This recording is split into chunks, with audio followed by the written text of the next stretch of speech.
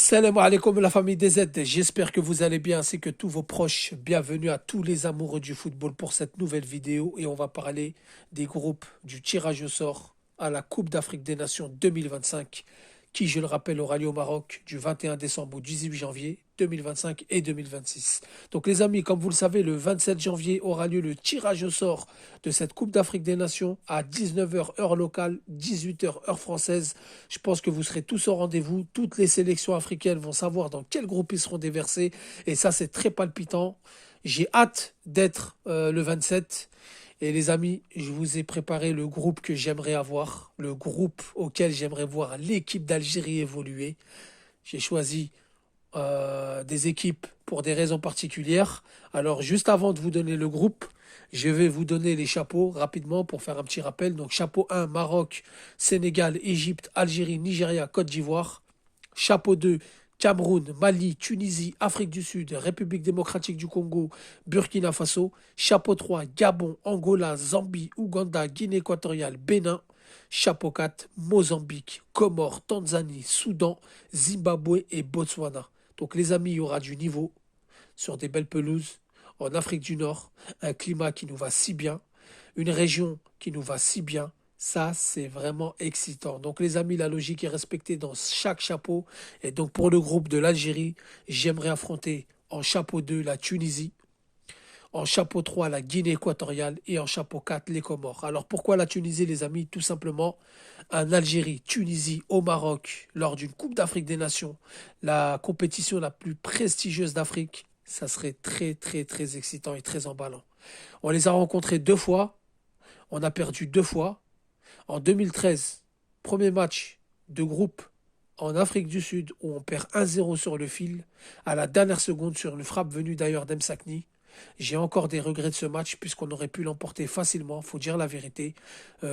Slimani transversal, Fouad Kadir, Fegouli, on avait fait un très beau jeu, on avait bien joué, on avait bien fait tourner la balle, on avait été bien patient. Hélas, l'expérience tunisienne a fait que on encaisse un but à la fin sur une erreur d'Elemouchia, une erreur de marquage. Cette défaite nous avait fait très mal par la suite puisque psychologiquement on s'est effondré et on avait perdu face au Togo 2-0 qui nous avait éliminés de ce premier tour malgré un très bon jeu, un jeu séduisant de l'équipe d'Algérie. Ça avait été relevé à l'époque par les experts. Ils avaient dit qu'avec le Nigeria et je ne sais plus quelle équipe on avait produit le meilleur jeu, le plus séduisant. Mais malheureusement, on avait été éliminé au premier tour. Et en 2017, on les a rencontrés. On avait perdu 2-1. Pareil, on avait dominé, c'était sous la houlette de George Likens. On avait fait le premier match face au Zimbabwe, on avait fait match nul, deux buts partout. C'était l'année où Riyad Mahrez avait été élu Ballon d'Or africain. Mais bon, vous connaissez mon point de vue sur ce Ballon d'Or-là. C'était juste pour le préciser entre parenthèses. Donc on avait été à cette CAN normalement armé. Mais malheureusement, on avait perdu 2-1 sur deux buts bêtes. Le premier, un but contre son camp d'Aïssa Mandi suite à un centre du Tunisien.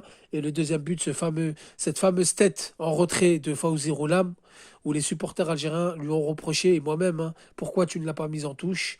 On avait perdu 2-1 et ça nous avait éliminé de cette Coupe d'Afrique des Nations pratiquement, mathématiquement, ça ne nous avait pas éliminé, mais pratiquement éliminé puisqu'il fallait compter sur les résultats des autres équipes. Et donc voilà, on les a affrontés deux fois lors d'une CAN, lors d'une phase finale d'une CAN. On a perdu deux fois. Et là, j'aimerais qu'on les rencontre. Parce que le Cameroun, beaucoup veulent le Cameroun. Le Cameroun, bon, si on parle du côté sportif, c'est vrai qu'on a une revanche à prendre sur eux, puisqu'ils nous ont toujours éliminés, que ce soit des CAN. On se rappelle à l'époque des années 80 sur des pénaltys. Ils nous éliminaient aux demi-finales, ils nous battaient en phase de poule. Ils nous ont éliminés pour la Coupe du Monde 2022 au Qatar. Mais j'ai plus une revanche à prendre contre la Tunisie, revanche entre guillemets. C'est même pas une revanche, les amis, c'est plus pour l'emballement du match. C'est plus pour le côté sportif. Algérie, Tunisie, au Maroc, un derby maghrébin dans un autre pays maghrébin, ça serait magnifique. Je me souviens d'Algérie-Maroc à la CAN 2004 en Tunisie, où ça avait été un match très emballant, ça avait été très disputé. L'Algérie s'était inclinée 3-1 après prolongation. C'est la même chose, on avait pris un but à la dernière seconde. Mais ça avait été un match engagé dans un pays maghrébin qui était la Tunisie. Et là, j'aimerais bien faire l'inverse, Algérie-Tunisie au Maroc. Donc la Guinée équatoriale en chapeau 3, pourquoi? Tout simplement, on les a affrontés aux éliminatoires de cette CAN. On a gagné 2-0 à domicile, on a fait 0-0 chez eux, on était déjà qualifiés. Mais pour moi, c'est pas cette revanche que je voulais, puisque moi, je veux prendre ma revanche comme eux, ils nous ont battus en 2022, où c'est la seule fois où on les a croisés lors d'une CAN, hein, c'était en 2022 au Cameroun, ils nous battent 1-0, ils mettent fin à notre série d'invincibilité et ils nous éliminent quasiment de cette CAN, puisqu'après on a perdu contre la Côte d'Ivoire 3-1, la tâche, donc c'est difficile. Là, j'ai envie de les re-rencontrer, pareil, dans un pays maghrébin, à domicile, au Maroc. Donc j'ai envie de les rencontrer pour les battre, pour prendre la revanche et pour oublier cette défaite qui nous reste encore en travers de la gorge. Puisqu'entre un match de poule lors d'une CAN et un match à éliminatoire de la CAN, pour moi, c'est pas la même saveur, c'est pas le même goût. Et enfin, chapeau 4, les Comores. Pourquoi les Comores? Tout simplement pour le prestige.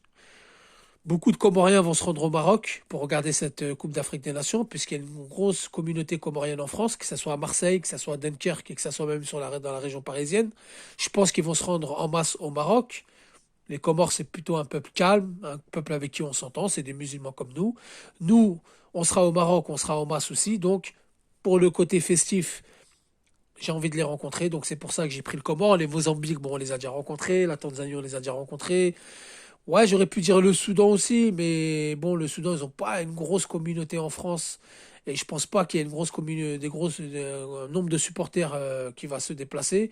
Zimbabwe, il les a déjà rencontrés, Botswana les a déjà rencontrés. Donc les Comores, plus pour ce côté-là, côté festif, côté ambiance, entre les deux supporters et les deux peuples qui vont se mélanger, qui vont s'affronter pour la première fois lors d'une phase finale de Cannes. Et il me semble que c'est la première fois qu'on les rencontrera si on tombe sur eux. Donc voilà les amis, le groupe que j'aimerais. Voilà les raisons pour lesquelles j'aimerais ce groupe. Donc Algérie, Tunisie, Guinée équatoriale, Comores. Et attention, hein, c'est un groupe surtout à ne pas sous-estimer. Bien évidemment, c'est un groupe fictif. C'est mon point de vue. Vous allez me donner en commentaire, vous, ce que vous en pensez. Donnez-moi vos groupes en commentaire et on verra si ça se rapproche de ce que je veux ou pas. Donc les amis, merci d'avoir écouté la vidéo. Je vous dis salam alaikum, que la paix soit sur vous.